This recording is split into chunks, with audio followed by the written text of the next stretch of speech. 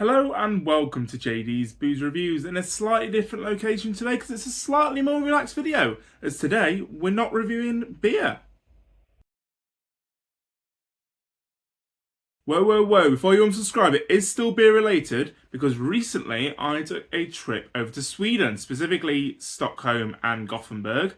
And although we were there for slightly different reasons, I did get some time to go and check out some beer related places, bars, pubs, restaurants, tap rooms. And so I thought I'd do a little video to show off and sort of recommend some places to go if you are planning on visiting Stockholm specifically in the recent, weeks, months, even years. But before we get started, I thought we'd go into a bit of description about how to get from Stockholm to Stockholm Airport, which is probably Arlanda Airport, which is the most common airport for international guests to fly into. So from Arlanda Airport, it's simple as the easiest way. There's a high-speed train called the Arlanda Express, which takes you from the Arlanda Airport to Stockholm Central Station in about 18 minutes. So really quick and easy to get to. It costs about 600 Swedish krona, which at the time of visiting was about £32 return, that is. Which is the more expensive option, but certainly the quickest. To get around whilst we're in Stockholm, we used the underground metro, which again was really easy and simple to use. So yeah, let's now get on to where we went for some things to drink. So my first recommendation to visit is a place called the Malar Pavilion, which that's its English translation roughly. I'm going to put just down there what the actual name is for all of the places that I recommend, but with this one being a quite heavily Swedish name, I thought it needs the actual name so you can find out actually where it is, or Google it, or whatever. So the Malar Pavilion is kind of like a outdoor bar cafe with the unique element being that one of the outside sections is on a floating pontoon. So it actually sits on the water, and it's gently sort of bobbing along on the water as the waves come past the bar and the cafe. In terms of drinks, majority of it was sort of macro beers like Heineken's, Kronenbourgs, but they did have Brooklyn, which is probably owned by Carlsberg or something like that. But it was the closest sort of craft beer they had there, but it was still tasty. And the vibes and the atmosphere of that bar and slash cafe was really nice. It was really nice and chilled. The sun was beaming down on us. They were playing some nice, relaxing sort of lounge music, or acoustic guitar songs, that kind of stuff. So it was really nice and chilled, and just a great start to our trip, and a great first recommendation.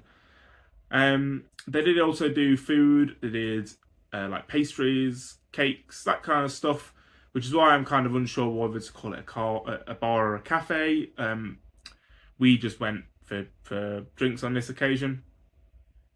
But yeah, I would definitely recommend the Malar Pavilion on your next trip to Stockholm.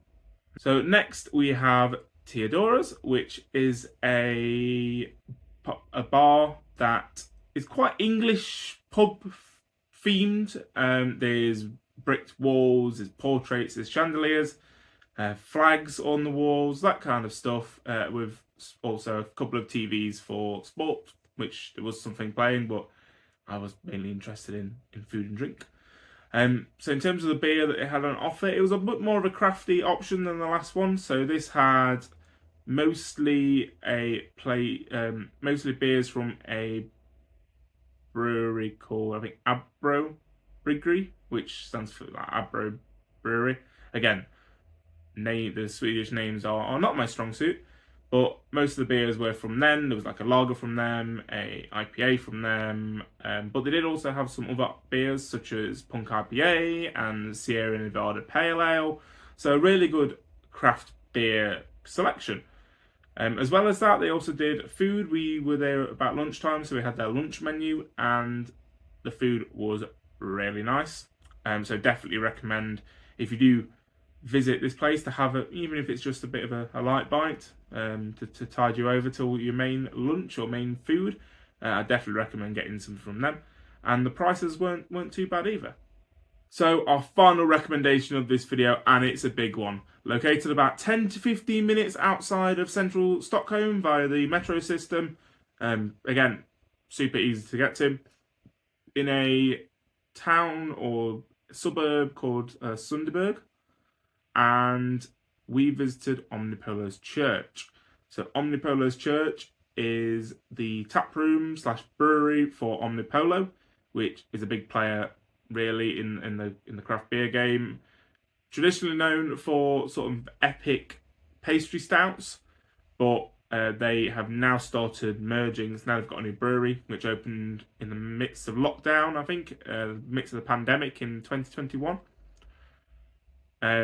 They've now started branching out into sort of lighter, more traditional,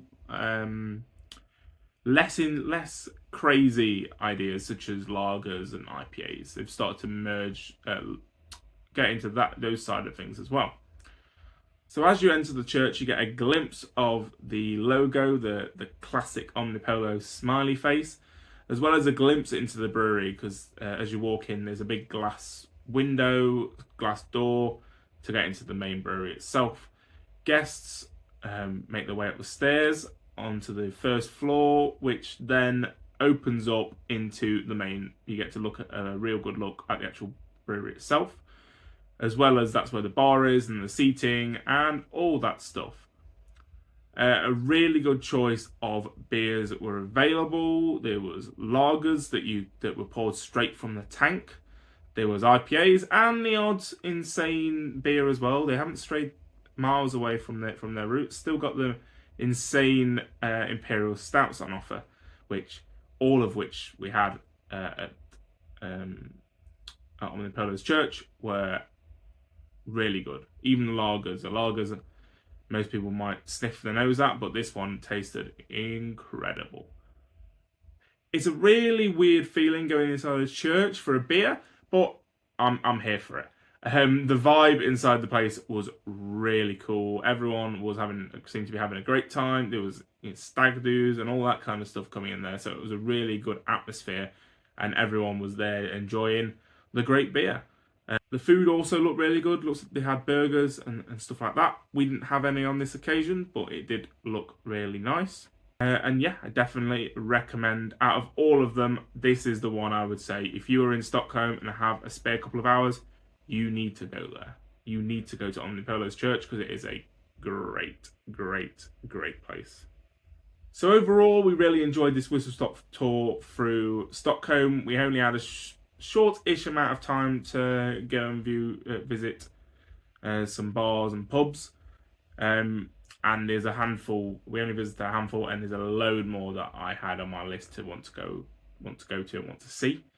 In terms of pricing, most people would hear Sweden and think it's going to be really, really expensive, and it was kind of expensive. But it also depends on what you had and where you went. We had beers that cost anywhere from £3 to like £7. All the way up to a bit more if you went for a ridiculous imperial stout. But it really depends what you went for and where you drank. So you can make it as cheap or as expensive as you want, but it's not as expensive as people may perceive. We thought that the whole time out there we were, going to have to pick and choose what we eat because we've got, set budget, but we really didn't in the end. So yeah.